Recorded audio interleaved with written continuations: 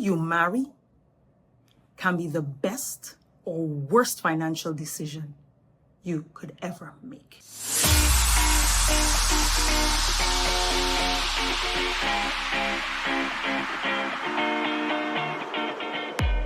My name is Shola Ezekoli, and welcome back. I'm going to talk about my husband. Yes. Anyway, my husband and I met in medical school. So my husband is my medical school sweetheart, and I'm going to date myself. So I'm going to tell you the year we met. We met in 1994 when I was 17 years old. And we got into college like early. I did, he's older than me, than I am, a little bit, not by much. We met when I was 17 in 1994, and in 1998 we started dating. Now, between 1994 and 1998, I had a lot of opportunities to study him because we were in the same friend group. Like he said that it pays to be a nerd because when it's time for study groups, you can be studying.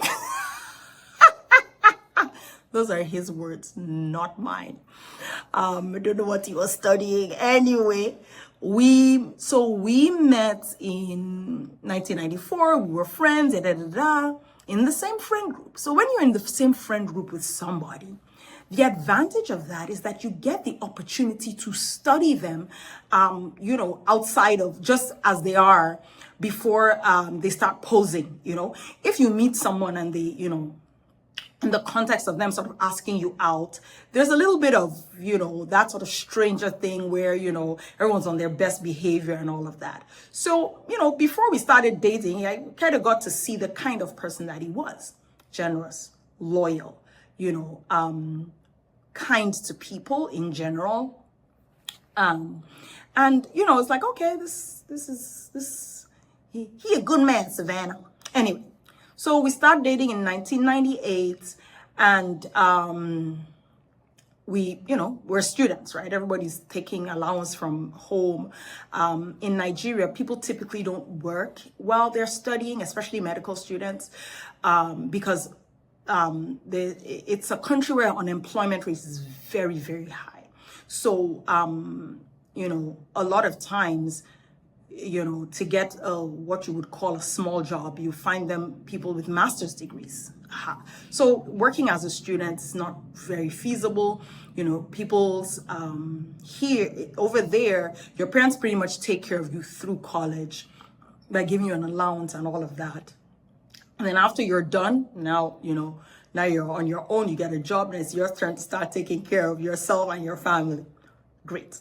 So, I had the opportunity to look at the type of person he is, and also the type of person he is where money is concerned. So one of the things that for me I did was that I went into getting married and having a relationship with my heart as well as my head. Simply because even though Nigeria is a patriarchal society, and it's just this expectation that, of course, you're going to get married and have kids, I had a slightly different view of things. For starters, because of the stuff that went on between my parents, I did not want to get married. Okay, that was like, no, I'm not going to get married. I'm just going to, grow up, have a job, travel the world. And, marriage was not on my radar at all. You know how people say, oh, every girl has been dreaming of this moment since she was 6 years old. That was not me. Marriage was like the last thing on my mind because I didn't think that marriage was, something very good. But anyway, time goes on. I meet this gentleman. He's we like each other, etc. We start dating. And well, as we were dating, we didn't just, go out on dates and, be fluffy and stuff. We sat down and asked each other hard questions. How is money handled in your home? Like I would ask these questions. And oh, thank God, Pastor Buddy. We had a pastor then who had what he called engaged couples meetings. We would go to, this was as time went by, we got engaged. He would bring us to church on a Saturday morning and give us questions It's like, here, these are your questions. These are the questions you ask each other and you write them down. And we would sit there for like 2-3 hours just asking each other questions, going back and forth. And that did a lot for us because it made us ask each other these hard questions that are serving us even now. So I count myself fortunate in that regard that, for me, getting married wasn't about I'm in love, blah, blah, blah, and ignore potential habits that could damage the relationship or damage ourselves. So we have pretty much identical, I would say, spending habits, kind of middle of the road. We'll splurge once in a while, but that's just not our that's not how we live. We believe in, sometimes you buy expensive stuff, quality stuff where it makes sense, but at other times, yeah, you can buy a pair of shorts to mop the floor from Walmart, that kind of thing. So in getting to know somebody, you get a sense for what they like to spend money on, what their spending habits are. Because here's the thing, if you marry somebody and your spending habits are diametrically opposite, you guys are going to be in poverty for the rest of your life. Yeah. Like, for example, a spendthrift marries a saver. Like, how is it going to work? One person is going to see money and start spending it. The other is going to be like, well, let's keep it for the rainy day or whatever. So in doing that homework way ahead of time, way ahead of the time we got married, we were able to put things in place and talk about how we see finances. And believe me, that is one thing that I'm very grateful for, that, we had these discussions before we got married. And I'd like to say that if anything was like crazy off, I would have been like, yeah, bro, bye. If you're like a hyper spender, or, maybe you're not generous, you're so tight fisted, you can't give anybody anything, because that's not the kind of person I am. I give, of course, I learned earlier on not to give myself into penury, which I did that when I was a child. Like, oh yeah, have it. And then when you come back and you need, everybody's like, no, it's mine. I learned that earlier on. But, I'm going to say we have a fairly balanced view to saving and spending.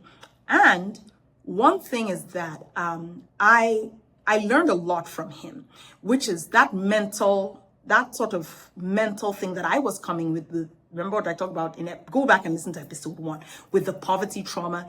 He doesn't have any of that.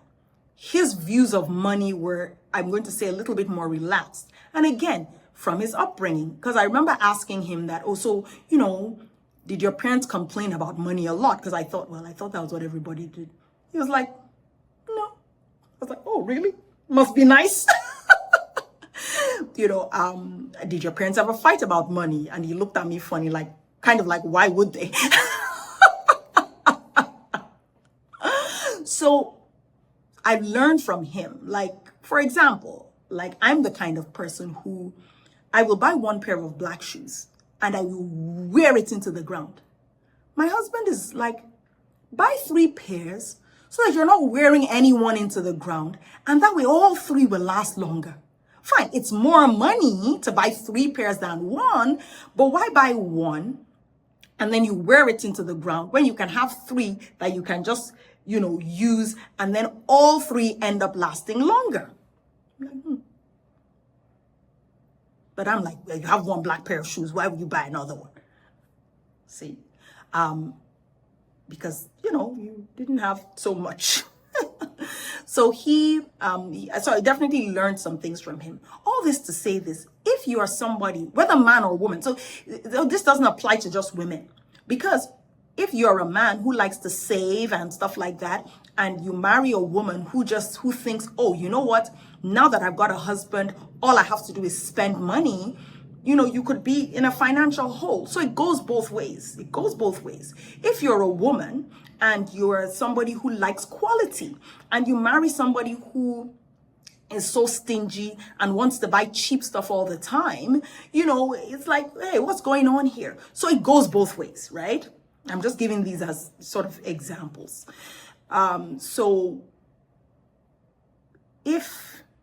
first off, remember this, it is not by force to get married. Yes, and I'm saying this as somebody who's been married for, 20, see how many years I've been married? I can't even remember.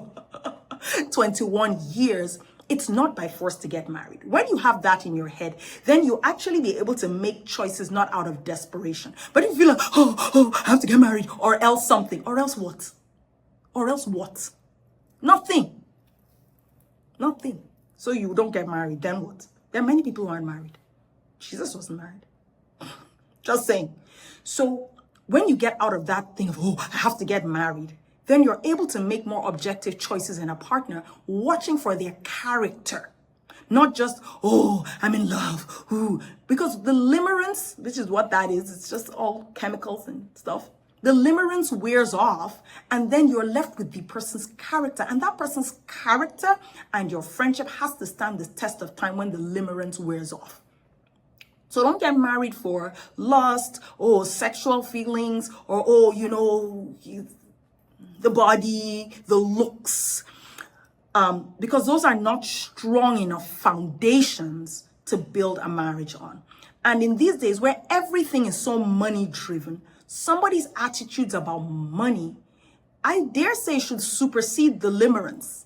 Of course, you want to be attracted to your partner, of course, but you need to be very careful when the red flags are screaming at you. It's like, how does this person spend money? How do they manage money? How do they see money? Okay. And now it's not a deal breaker if someone you want to marry has poverty trauma, but they should be willing to talk about it, maybe have therapy and coaching around it. And it has to be an ongoing conversation. It can't be something that you just brush aside and then one fine day, the person has opened 20 credit cards in you all's names and has messed up your credit, and then now what? And these things were there the whole time. These things were there the whole time.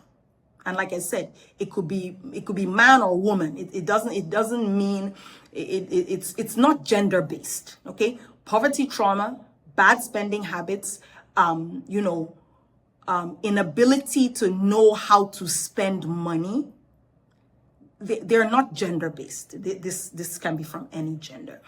Because there are some people who, the minute they see money in the account, they're not even thinking, this money has been allocated for things.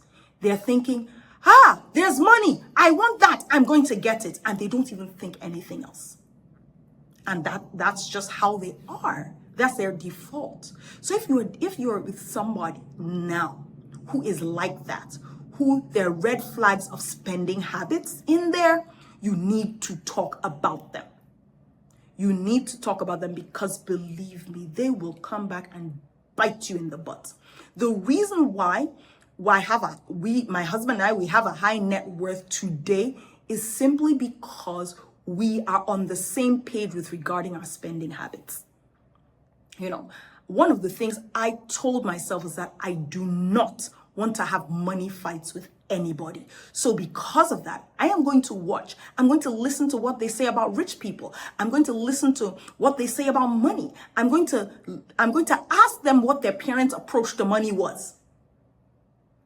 The 17-year-old girl, listen to part 2 of the podcast. The 17-year-old girl said she must have options. The 20-year-old girl said, I cannot do money fights if I'm going to be married to anybody. And here I am. My husband and I, we fight, of course, like you do. There's always conflict in relationships. But I am so grateful that of all the things we fight about, money is not one of them. So,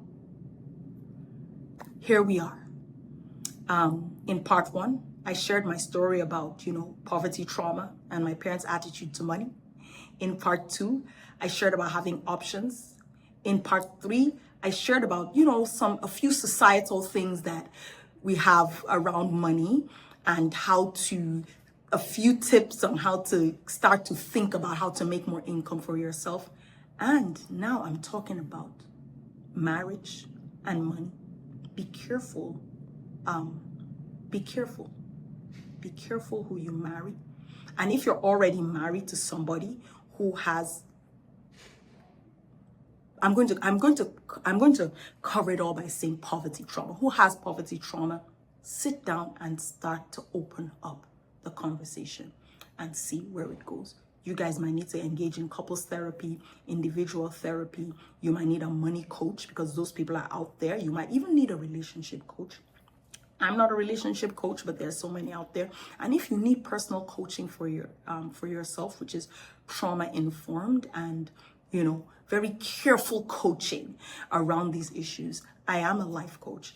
And, you know, there will be links to my, what I offer in the show notes.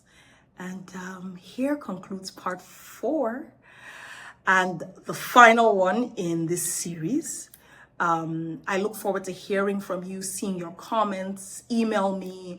And if you want more of these story-based podcasts and episodes, please just let me know and I will do that. Believe me, I have a lot of stories. The good, the bad, the ugly, the funny, and everything else besides. So if you've been on this journey with me since part 1, I want to say thank you so much for listening, and I look forward to doing more episodes like this. And as always, this is Dr. Shola Ezokoli signing out. See you next time.